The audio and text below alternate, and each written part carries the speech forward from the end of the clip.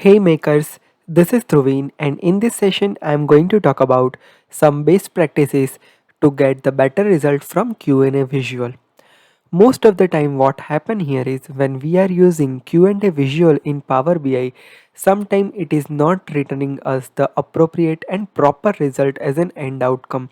So how we can improvise our Q&A visual in detail? Let's talk about that thing in detail. One more important thing I want to tell you here is if you do not know how to create and get started with Q&A visual in Power BI, please visit my one of the video for step by step creating Q&A visualization. The link is available in the description box.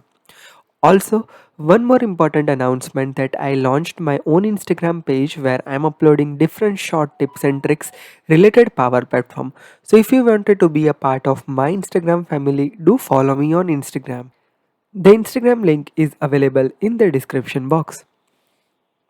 So let's get started and talk about some best practices for Q&A visual. So here on my machine, you can see that I have created one Power BI report for sales superstore. Basically, I do have two tables. One is date table and second one is order table. Now here you can see that I have different data represented in form of sales result and profit ratio.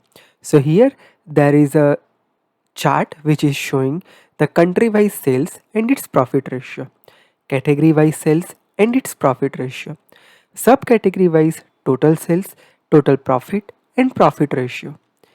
Over here in the maps, we are representing sales by different cities.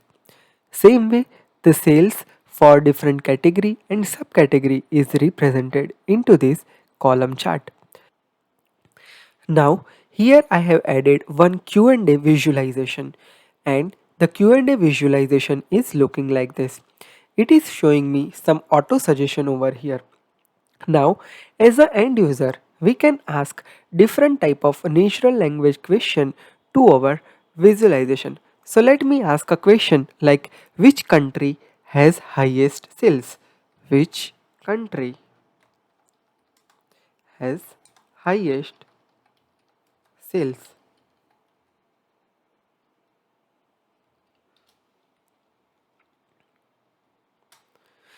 And it has returned me this result, United States, and which is absolutely correct, right?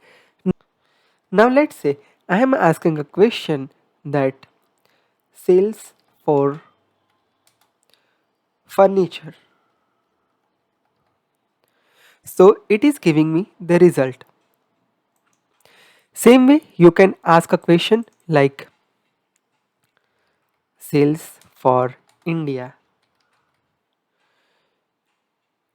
and it will give us this result like 589.7k, right? Similar way you can ask a question like sales for tables, let's say.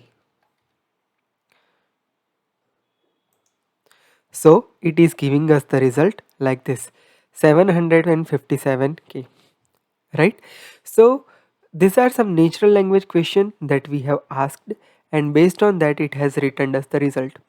Now sometime let's say people are asking a question in natural language that what is profit ratio for India.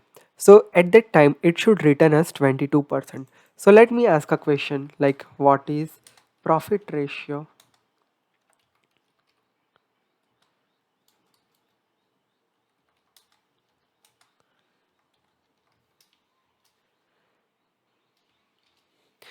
right? So it has returned us this value, right? Now let's say this is the column name that we have used to ask a question like what is profit ratio, but in natural language people can ask any question like profit percentage for India, then will it return the correct result? Let's see, profit percentage for India, and you can see that it has given us the incorrect value. It just recognize profit, it doesn't define this percentage over here, right? So we already have one column called profit in our data set, so it identified that column over here and written as a result. So it's an incorrect result, right? So how can we improvise this? Now people can also ask a question like rate of profit for India. So over that time as well, you can see it identified that as a shipping cost, right? So it is giving us the result which are a part of some data set columns, and we are not using that anywhere onto our column, right? So how we can define some synonyms or exclude some set of columns from our data set to give the user proper Q&A experience, right? So let's talk about that thing.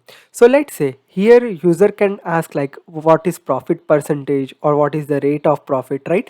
This kind of question user can ask. So we need to define this synonyms over here. So how to define synonyms in a very easy manner, I am going to talk about that. First of all, open your model. Now from here, let's say we want profit percentage of, right? So here we do have a column called profit ratio, right? We are defining that value with this column. So we need to define some synonyms over here. So when you click on this particular measure or column, you are able to see a column synonyms. So you need to define your synonyms over here. So let's say I am just defining rate of profit. Maybe some people can also ask a question like profit percentage. Some can type like profit space percentage. Someone can ask like profit percentage like this.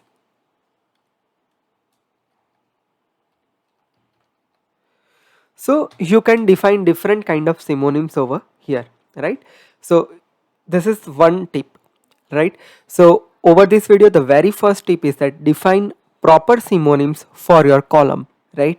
So now what happened here is we have defined some synonyms. Now let's go to our report. It is automatically saving the value. And now let's go here and you can see our Q&A visual has been refreshed and it has given us the correct value, rate of profit for India, right? Now it has defined that column. Now even if you type a value like profit percentage for India, so even at that time it will give you the correct value, right? So hope this first tip is helpful to you. Similar way you can define the different synonyms for your other columns as well, right? So hope this tip is helpful. Now let me talk about second important tip. Now let's say for an example, I'm just wanted to know that which product has highest sales.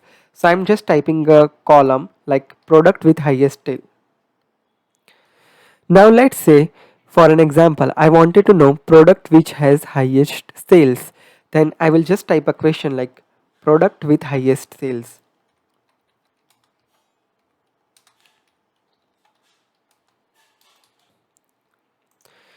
And you can see here that it has written product ID to us over here, right? Because in my dataset there is a column called product ID and I have column called product name as well. But ideally user is expecting a value product name, not product ID. Then how we can improve that experience? Let's see. We will use the similar concept over here. Just go to this view again. Now click on the product ID. So here you can see some synonyms are automatically defined by Power BI. So simply we need to remove this product from here, right? It should only has product ID. Now just go to the product name. So in product name, which has product name as well as product. Now it has differentiate between product ID and product name, right? Now second important thing that I want to tell you, just click on the setting here of your Q&A visual. Then click on field synonyms, select your table, and from here as well select the product and product ID and product name. So over here you can see some suggested words. So sometimes what happen is some words has been defined onto this section as well. So you need to modify that. Now obviously product ID is something which is no longer in use by the Q&A visual. So simply we can exclude that column. So what happen here is it will remove that ambiguity for our Q&A visual. Now we only have product name. So even if user type product or product name, it will give us the appropriate result over here like this, right? So simply we are turn off this particular column from Q&A and just include this product name column over here, and it will give us the proper outcome to us here. Another important and interesting thing I want to tell here, in field synonyms, some auto-suggested synonyms are identified by Power BI over here for each individual column. Like for city, it has defined as location, town, municipality, metropolitan. But sometimes what happen here is it will identify some incorrect synonyms or suggested terms over here. So let's say when you are trying different Q&A for your visual, and if you are getting some unwanted outcomes, so you can simply remove this suggested keyword from here and you can save your data set, right? So this is another interesting thing that you can do. So this is the second base practices that I told you, that exclude the column which are no longer used for Q&A visual. So that will remove the ambiguity and that will give you the proper outcome as an end result, right? So you can do that. Also you can check the different suggested keyword and remove unwanted keyword that are no longer on use, right? So just follow these two tricks and that will give you the proper outcome. Now let's see. When I close that, it has refreshed the thing and now it has returned us the correct value as product name like this, right? Now let's say ask like top 5 product by sales. So it has given me the result like this, right? So this is absolutely useful, right?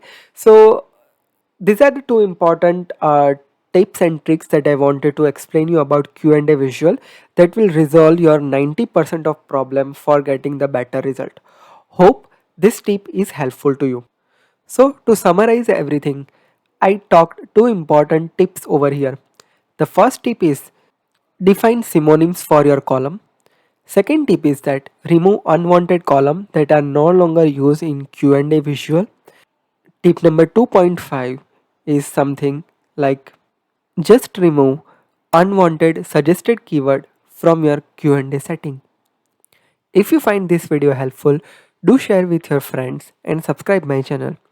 If you wanted to contact me or if you wanted to follow me on all my different social media handle, all the links are available onto my channel homepage. Visit the channel homepage. From there you can visit my website and my different social media handles like Instagram, podcast and Twitter.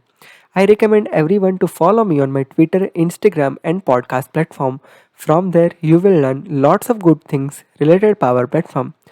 With this is Dhruvin signing off. See you in the next session. Till then, have a great day. Goodbye.